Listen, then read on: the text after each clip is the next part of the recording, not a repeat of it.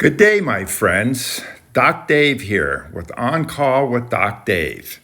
And this is episode 12, Stomach Ulcers. So, what is a stomach ulcer? It's a sore or an ulcer that develops in the lining of the stomach or the small intestine. It occurs when there's so much stomach acid, which is hydrochloric acid, that the lining of the stomach is deteriorated and the acid will actually dissolve part of the lining of the stomach, and then bacteria will get in there, and it's a specific bacteria. It's called H. pylori, and it's a gastric acid stimulant, stomach lining dissolving bacteria. And you have to diagnose it. Usually you put a tube down into the stomach, aspirate out some fluid, put it in a culture plate, and if it grows to H. pylori, then you have to treat it with an antibiotic, usually an ampicillin-like antibiotic. And that will kill the H. pylori and help the stomach lining heal and get rid of the ulcer. Now, other significant causes of stomach ulcers are non-steroidals like Motrin, Aleve, Advil, ibuprofens, and aspirin, even baby aspirin. Those will inflame and irritate and break down the stomach lining as well, and then you've got that acid burning an ulcerated lesion into the stomach lining. And a very common one is alcohol. So those are the kind of the over-the-counter and some of the specific causes of stomach ulcers. Now, what kind of symptoms do you get with stomach ulcers? Well, you get mid-epigastric, upper abdominal pain and burning and kind of a cramping sensation. You get nausea and vomiting, loss of appetite, loss of weight, and you can even vomit blood, which is called hematemesis.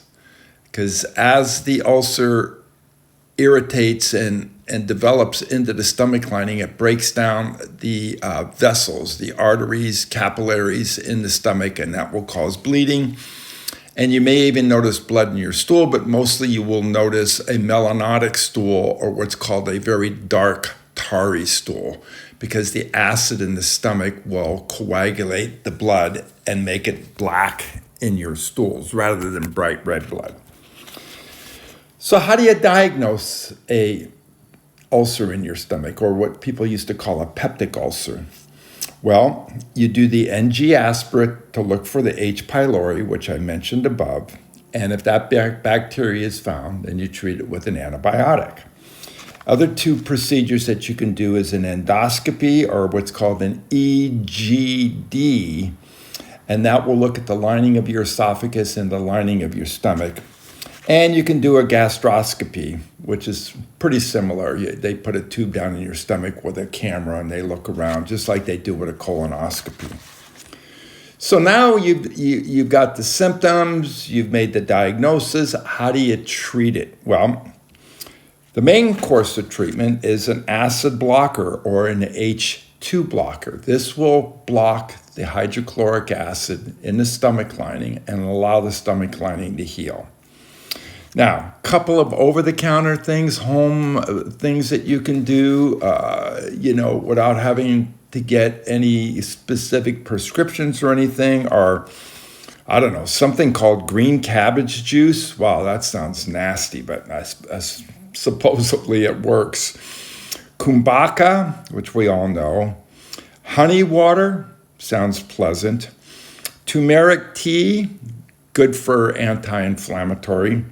And water. Water dilutes the hydrochloric acid in your stomach and normalizes the pH to some degree. So that's the basic treatment. Now, rather than treatment and get to that point, what do you do to avoid ulcers? What things should you not eat, and what things should you not drink, and what medicines should you not take?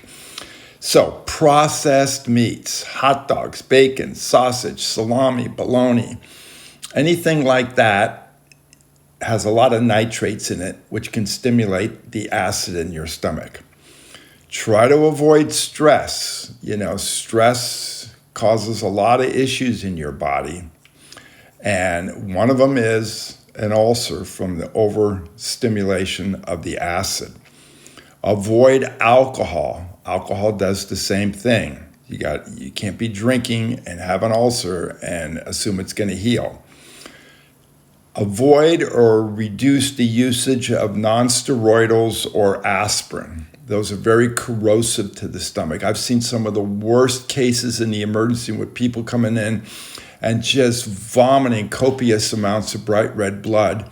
And you eventually get a history from them once you've stabilized them. And they say, well, gee, doc, I've had this back pain for, a month, and I've been taking 2 or 3 Advils every day for 3 weeks, and it just erodes and eats the inner lining of your stomach, which protects your stomach from the hydrochloric acid. And the last thing is smoking. So alcohol and smoking, bad for everything, but also bad for stomach ulcers. So there you go. There's what you need to know about stomach ulcers. I hope this was helpful and educational. If you like it, hit the like button. If you really like it, you know what to do. Hit the subscribe button. And again, remember, I'm your friend, not your doctor. Any of these symptoms develop, you always got to keep your doctor in good communication so he can monitor your progress and do further invasive procedures if necessary. So have a good day, and I will be back with another stimulating episode shortly. Thank you.